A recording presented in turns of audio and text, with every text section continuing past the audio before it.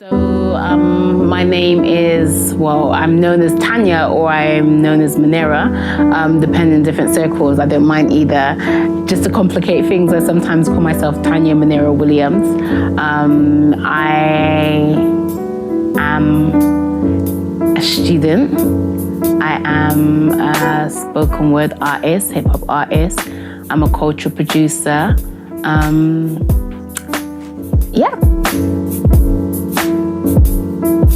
What are the main experiences that make me think about, it's interesting because I think I can't separate like my life experiences. I can't say, so at age 10, this happened and that led to this. In the same way that like people talk about intersectionality in terms of identity, I think there's intersectionality in terms of experiences. So, maybe like the intersection of, being a black girl in the 80s from a working class family who didn't know at the time I was dyslexic, just thought I was stupid. My teachers called me stupid. I thought I wasn't intelligent, going through like sexual abuse and rape, all of these different things manifested in just a real dislike of myself. And not even dislike, stronger than dislike, I couldn't tolerate myself. The sight of me, the smell of me, the sound of me, like every aspect of me made me sick, I just didn't want to be inside of my body. I didn't want to experience life as me. I didn't want to be here, The only thing that kind of kept me here was Jamaican parents, knowing that like, if I wasn't here, who would sort out whatever needed to be sorted out, So all of these different things and probably more, getting into unhealthy, because what do these things lead to? When you don't like yourself, when you've experienced abuse, when your boundaries have been compromised, like when people think you're different, you're ugly, you're awkward, you're all of these different things. What does that lead to? That leads to, if you embody it, if you internalize it, it leads to you compromising yourself. So all of these different things, I don't think is necessarily the experiences, or I don't think it's the individual experiences. I think it's the meaning. I think it's the meaning behind it. It's not that made me like this, is what these things then, how I attributed meaning to these different things, and like how I treated myself as a result of it, So all of these different experiences, and then coming to a point where somewhere inside of me, deep down, even though like the logical part of me, this part is illogical, but it seems logical. The logical part of me says, you're not good enough, Deep down, somewhere inside of me, a rumbling, a whisper, something saying, you're pretty dope, There's something inside of me saying, don't believe that. There's something inside saying, resist, And then I witness myself, I witness creativity, just here and there, or I witness color, or I witness like the goodness of my character, and like the depth of my character, the compassion that I have in comparison to, I'm not trying to compare myself to anyone, but people who've had who I look at and I think, oh, maybe you've had a good life, and then they're just not very caring or just not very nice people. I witnessed that. I'm like, but no, somewhere inside of me, I know there's goodness. I know there's greatness, not even just goodness. I know there's greatness inside of me. So I think it's all of these experiences somehow jumbled together. I don't know if that makes any sense. I try to read quite a bit. I can't think of specifics. I can't think of like authors or titles or, but but I think really it's just the experiences of people, listening to the experience of people, and especially, people who are famous, but especially the experiences of people who aren't famous. So for me, podcasting, it's been a huge thing because you have everyday people who are able to bring their stories, their narratives, their tales of themselves, and put them in a platform, and just hearing people's stories on this platform of podcasts, hear the ups and downs, and even sometimes when they're sharing stories and it's not supposed to be stories of insecurity, but like you look behind and you can see the insecurity in their stories, but yet they're there, the everyday getting up, the everyday, the whole idea of a podcast is that every week or day or month or however frequent it is, these people come back because there's something greater than their sadness. There's something greater than, how they feel about themselves, calling them. And I think that calling, that higher purpose, that higher reason for being is something that I feel, But definitely I would say the stories of other people and witnessing other people is definitely a big part of that. More so, I read a lot of books.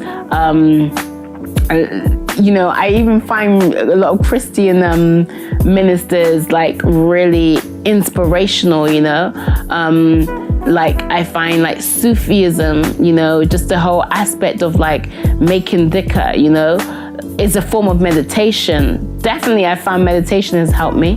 Meditation has helped me tremendously. But I think really just the stories of everyday people has been something really fundamental in me getting to a point where I feel comfortable and I feel good and I know that actually there's more. My experience with therapy, first of all, I need to go back. I cut it short because I was moving to a different country. I was moving to Sudan, and so I cut my therapy short. But it was like, I can't put a price on it,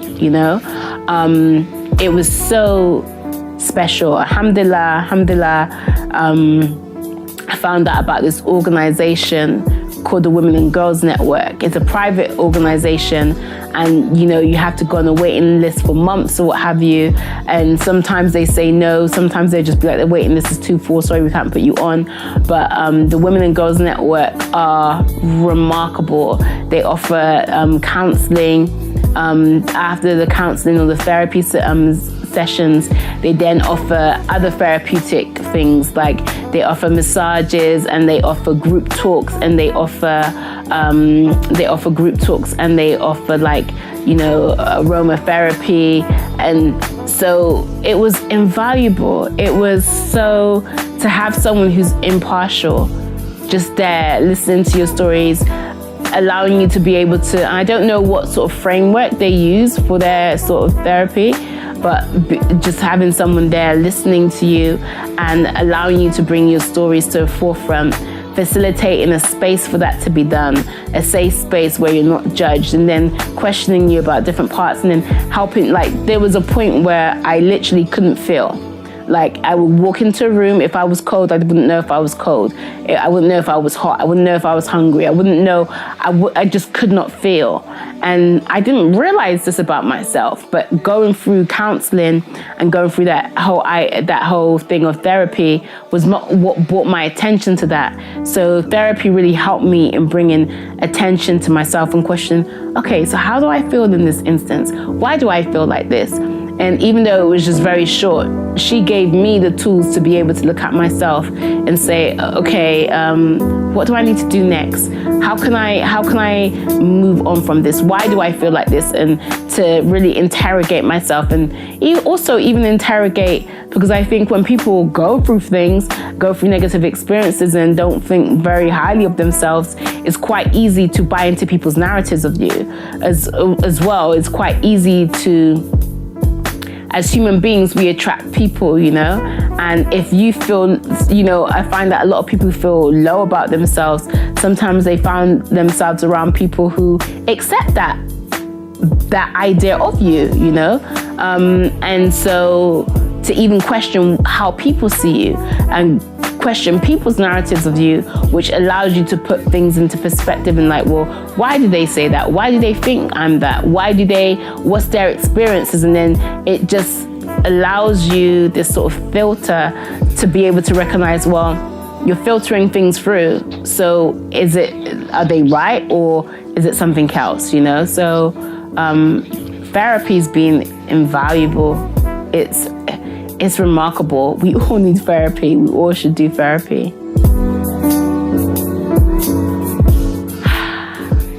When I imagine myself in the future, what do I hope for, or what are my dreams? Okay, so a more compassionate me. Like, I do poetry, I do hip hop, I am a writer, I mess about with video, you know, I do workshops, I teach, I facilitate spaces of conversation. I'm probably one of the best workshop facilitators that I know. I'm a great facilitator of workshops, and like, I'm a great teacher. And I think that comes from being able to center other people, looking at my perspective and looking at how I've been left out on the fringes. And then, so I think, how can I center that person's voice? How can I center their story, you know? I do so many things. I'm studying again. Like, I don't know what these things look like altogether. I know that one of these things are not going to be a stream of income for me or sustainable. So one thing isn't going to be sustainable for me.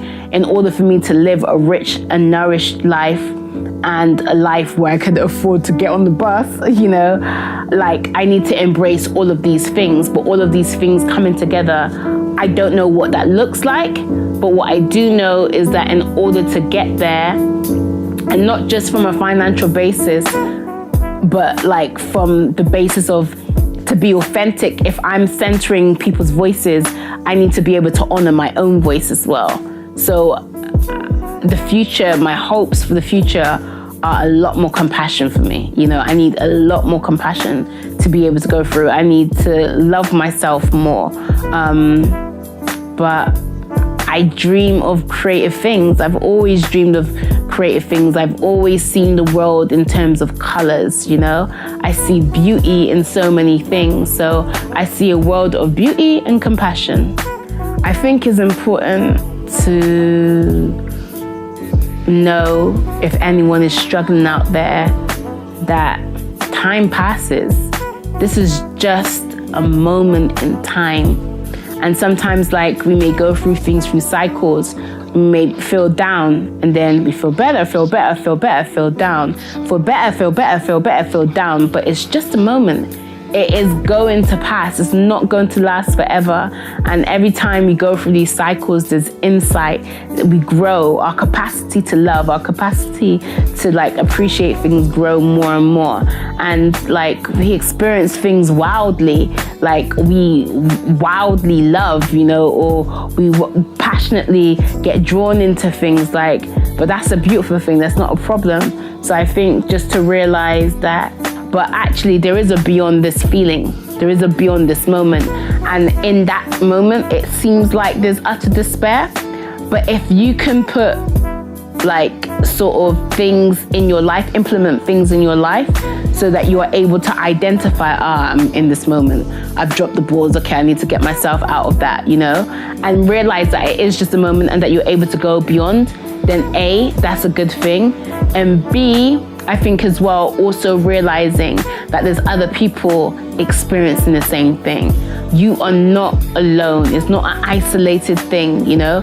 It's not just you going through this. Even if those people around you don't understand, even if you don't understand what you are going through, there are people who are experiencing the same thing as you. So I think, you know, realizing that it's not forever, it is a moment, yet at the same time realizing that people are experiencing the same thing that you are experiencing, I think are fundamental things that help get over this feeling, or to move beyond this feeling, shall I say.